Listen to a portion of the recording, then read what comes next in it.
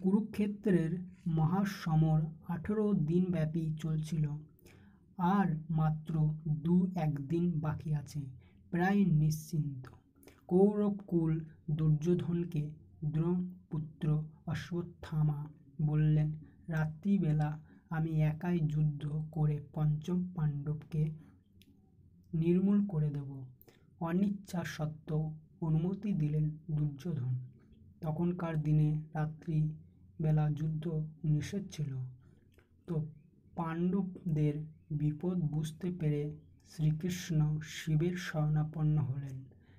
তার প্রার্থনায় শিব রাত্রে পঞ্চম পাণ্ডবের শিবির রক্ষা করবেন বলে রাজি হলেন। শিব যখন দায়িত্ব নিয়েছেন তখন আর কোনো চিন্তা নেই। নিশ্চিন্ত হলেন শ্রীকৃষ্ণ। শ্রীকৃষ্ণ হস্তিনাপুরে চলে গেলেন আর শিবির থেকে বেরিয়ে পঞ্চম পাণ্ডব গেলেন সরস্বতী নদীর তীরে রাত কাটাবার জন্যে। রাতে তো আর যুদ্ধ হবে না, তাই নিশ্চিন্ত। অশ্বত্থামা মাঝরাতে পাণ্ডব শিবিরে এলেন। শিবিরে এসে দেখল ত্রিশূল হাতে শিবিরের দ্বারে স্বয়ং মহাদেব দাঁড়িয়ে আছেন। অশ্বত্থামা সঙ্গে সঙ্গে শিবের স্তব স্তুতি আরম্ভ করে দিলেন। শিব একটুতেই সন্তুষ্ট হন। তিনি অশ্বত্থামাকে বললেন, কেন এত আমার স্তব স্তুতি করছ? তোমার কি চাই? অশ্বত্থামা বললেন, আমি এই শিবিরে ঢুকতে চাই। শিব দ্বার ছেড়ে দিলেন। শুধু তাই নয়, তার হাতে একটা তলোয়ারও দিলেন। কিন্তু এর পরিণাম কি হবে একটু ভেবে দেখলেন না শিব।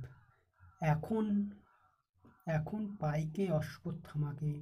সবাই নিশ্চিন্তে ঘুমোচ্ছে। দ্রৌপদীর 5 ছেলে এক বিছানায় পাশাপাশি শুয়েছিল। তাদেরকেই পঞ্চম পাণ্ডব মনে করে শিবের দেওয়া তলোয়ার দিয়ে মাথা কেটে ফেললেন অশ্বত্থামা। প্রভাত হইতেই পঞ্চম পাণ্ডবের কাছে গেল দ্রৌপদীর 5 ছেলেই নিহত। শিব শিবির পাহারায় থেকে এমন বিশ্বাসঘাতকতার কাজ করলেন। ক্রোধে অগ্নিশর্মা হলেন পঞ্চম পাণ্ডব। 5 ছেলের মৃত্যুতে হিতাহিত জ্ঞানশূন্য হয়ে তারা শিবের ওপর ঝাঁপিয়ে পড়লেন।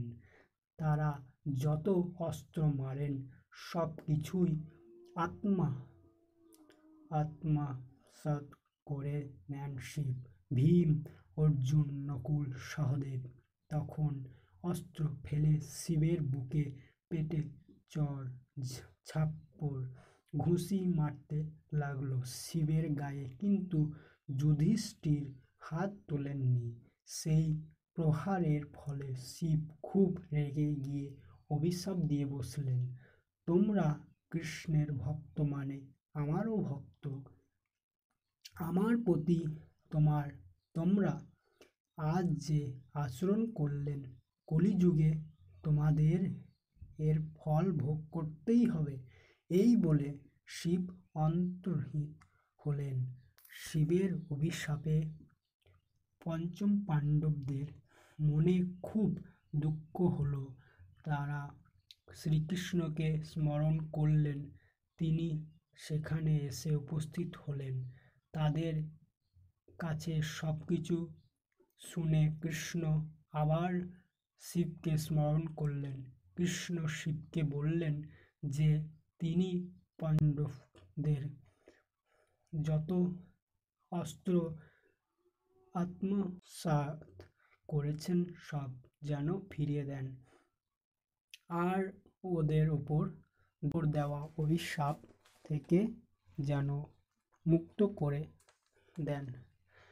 তো শিব বললেন, সবই তোমার মায়া কৃষ্ণ উচ্চারিত। বাক্য আর ফিরিয়ে নেওয়া যায় না, বিফল হবে না, কিছুটা অত্যন্ত খুলবেই। যুধিষ্ঠির কলিতে বৎস রাজের পুত্র হয়ে জন্মাবে, তার নাম হবে বলখানি। রাজা হবে শ্রীশপুরের।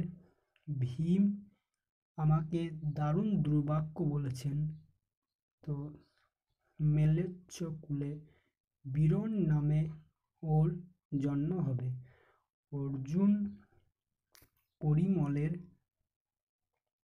পুত্র হয়ে ব্রহ্মানন্দ নামে খ্যাত হবে। নকুল লক্ষ্মণ নামে নিয়ে কন্যা কুজের রাজা রত্নভানুর পুত্র হয়ে জন্মাবে। সহদেব রাজা ভীমসিংহর পুত্র হয়ে দেবসিংহ নামে নিয়ে জন্মাবে। শুধু তাই নয়, ধৃতরাষ্ট্রও জন্মগ্রহণ করবে আজমিরে।